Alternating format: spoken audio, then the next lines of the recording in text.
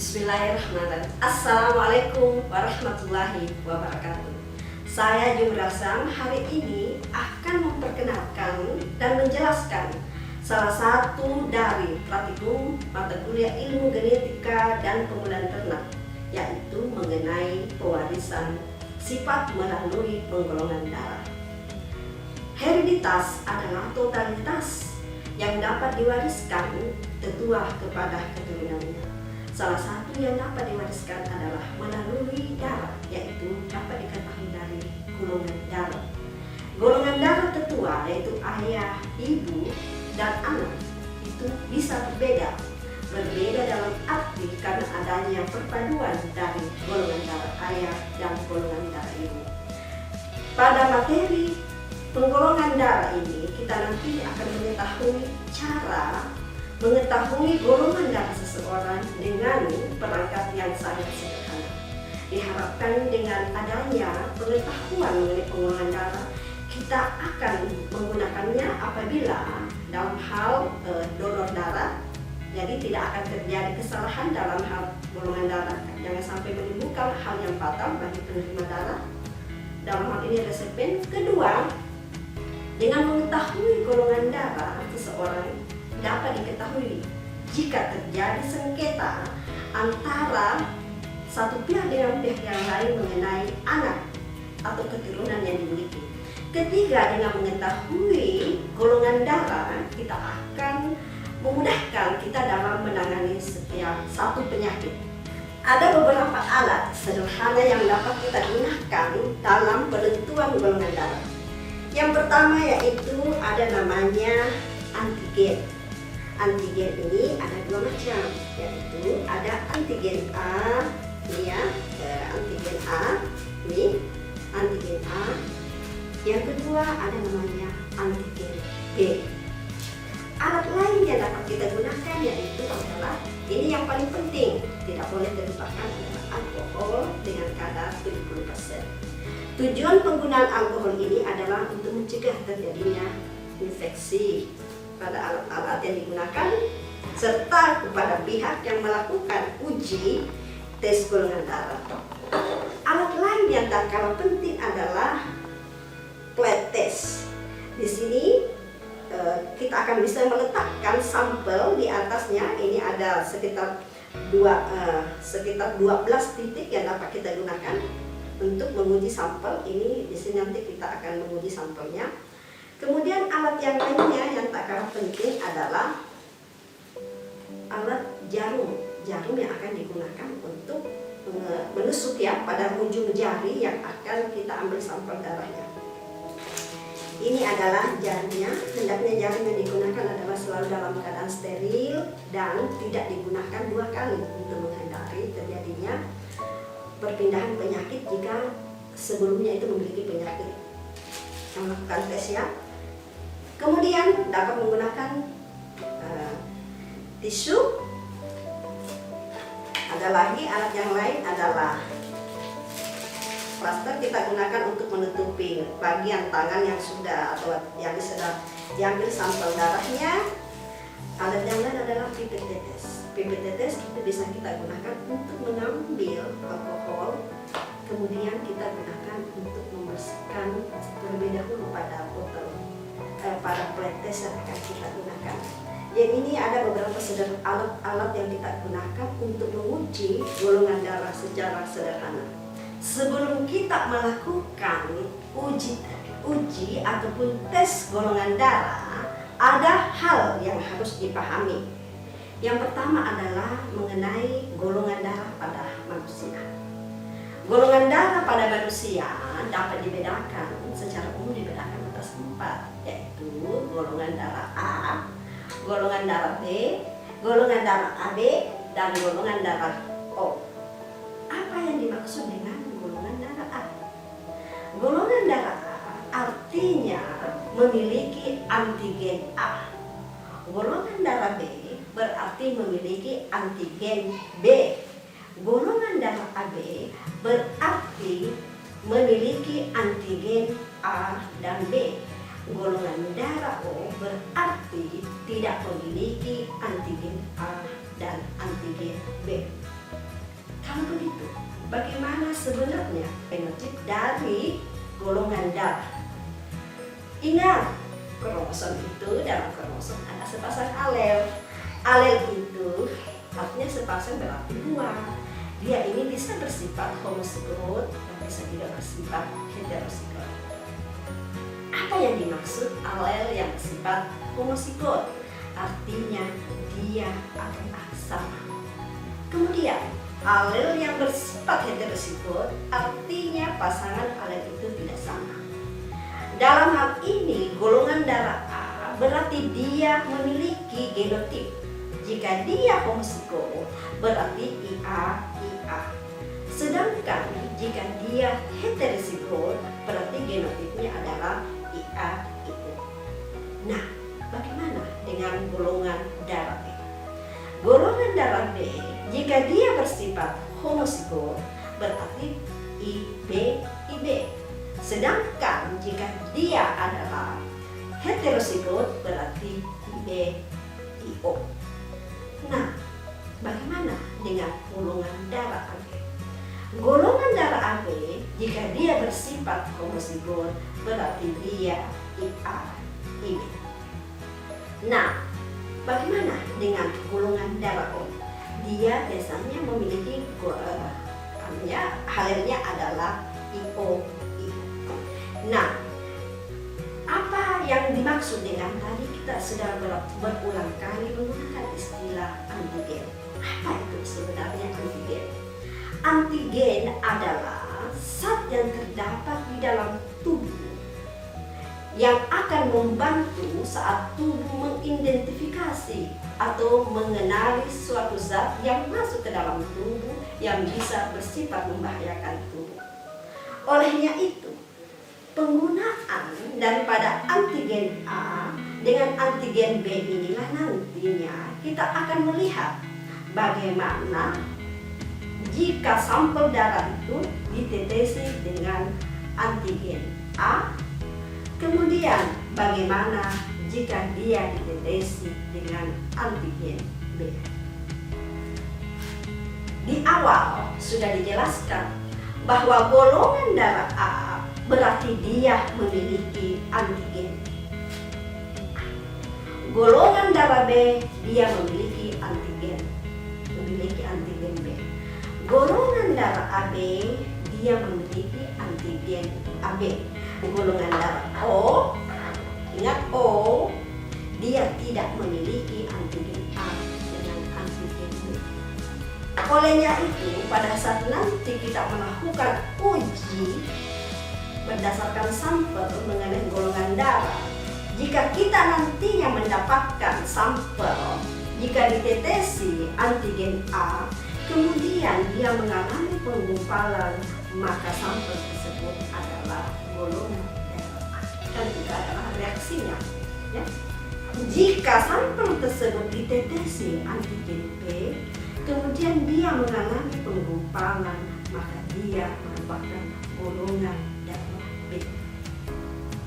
Jika sampel tersebut ditetesi kemudian dia mengalami penggumpalan dan badannya ditetesi, maka dia berarti golongan darah AB.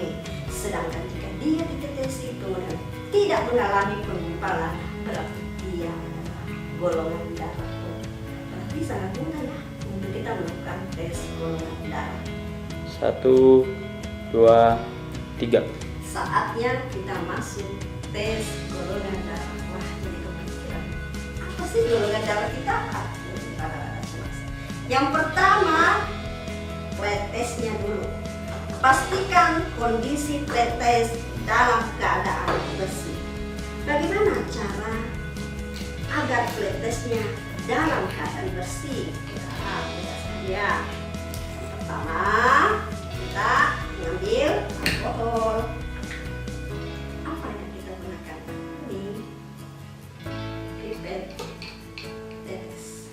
Kita ambil dengan menekan ujungnya. Cara penggunaan sebenarnya jangan seperti kita harus dia berada pada posisi miring ya. Kita tetesi dulu. Ini fungsinya agar blood testnya benar-benar bersih. Setelah ditetesi pletesnya, kita kemudian melap dengan menggunakan tisu atau menggunakan kapas. Jika sudah merasa yakin, kita akan masuk pada tahap selanjutnya. Ya, kita tutup kembali alkoholnya supaya tidak terjadi penguapan yang percuma. Jangan sia-siakan ya. Kita tutup. Tahap selanjutnya adalah mempersiapkan. Ini sudah siapkan antigen A, antigen B. Gimana cara mengambil antigen isinya? Ya mudah saja. Ini kan diputar, kemudian diambil, nanti ditetes di sini ya. Tapi bukan antigennya dulu yang diteteskan, tetap adalah sampel darahnya yang ditetes terlebih dahulu. Apa alat yang kita gunakan untuk melakukan mengambil sampel darah? Ini ada alat yang kita gunakan, sangat sederhana untuk mengambil. Kita gunakan untuk menusuk daripada ujung jari dan mengambil sampel darahnya. Ini alatnya ya.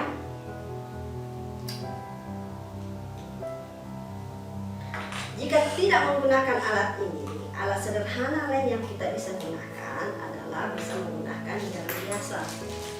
Bisa menggunakan jarum pentul, bisa menggunakan jarum jahit bisa, tapi yakinkan bahwa kondisinya dalam keadaan bersih. Ini contoh jarum yang kita gunakan. Jarum yang kita gunakan, jika kita mau menggunakannya kita putar, kemudian terlihat ini ada jarumnya. Pada alat yang kita gunakan ini perlu dilihat ya. Ini ada beberapa macam ini ujungnya. Di sini ada 1, 2, 3, 4, 5. Apa maksudnya itu? Ini angka 1, 2, 3, 4, 5 artinya kedalaman tusukan dari jarum tersebut. Jika kita tusukkan pada tangan orang yang akan diuji sampel darahnya. Pada kesempatan ini, ibu akan menggunakan yang sederhana saja dengan ukuran 3. Ya, kita akan mulai. Mudah-mudahan keluar harus ya. Ini alatnya sudah agak rusak ya. Caranya, ikan kasih alkohol terlebih dahulu, kemudian dilap, tangannya dilap.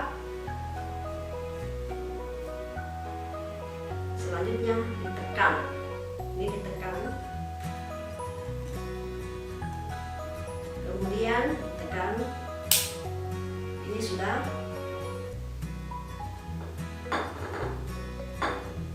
keluar darahnya ya, darahnya sudah ada, sampai darahnya.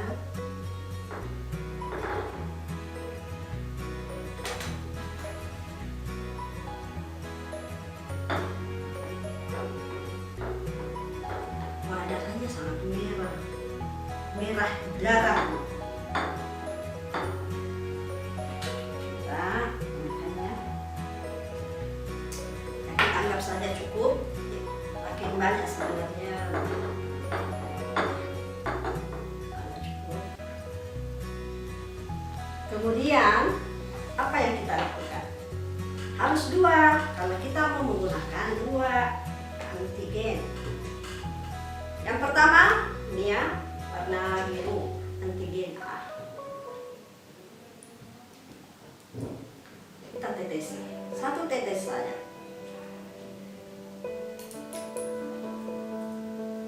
Kemudian antigen B kita tetesi.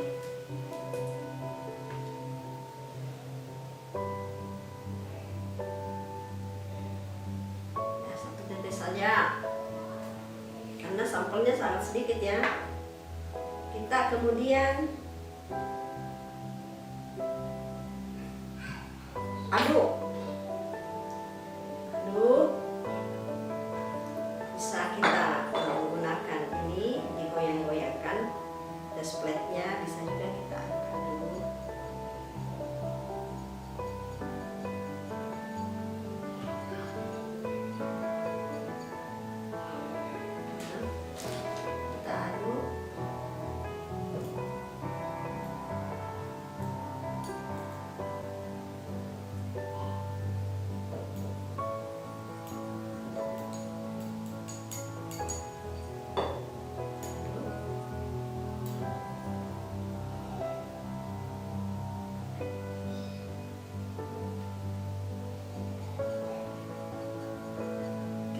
mereka. Coba perhatikan. Ingat tadi teori awal, ini tidak ada penggumpalan sama sekali. Tidak ada. Berarti, tadi ingat, golongan darah A, jika diberikan antigen A, dia akan mengalami penggumpalan. Jika sampel tersebut dikasih antigen B, dia akan menggumpal, berarti dia adalah golongan darah B. Jika dikasih secara bersamaan kemudian dia menggumpal, berarti dia adalah golongan darah B. Jika dia tidak menggumpal adalah golongan darah. Kita lihat ini dia bercampur jadi satu, tidak mengalami penggumpalan. Bagaimana caranya menandakan bahwa dia terjadi penggumpalan? Biasa kita lihat itu di pinggirnya itu akan ada kerak yang muncul. Itu biasanya ciri daripada adanya penggumpalan. Berarti golongan darah ibu adalah golongan darah O. Jika ingin melakukan tes golongan darah, kalau kita idealnya ini kan 3 sebenarnya, kita memberikan secara bersamaan antigen A. Jika dia menggumpal ini, menggumpal yang sampel pertama dikasih antigen A, menggumpal kemudian antigen B, berarti dia adalah golongan darah A. Inilah cara yang sangat sederhana untuk mengetahui golongan darah. Silahkan Anda mencoba di rumah, kemudian bagikan informasi pengetahuan Anda kepada teman sekitar dan keluarga. Selamat mencoba. Assalamualaikum warahmatullahi wabarakatuh.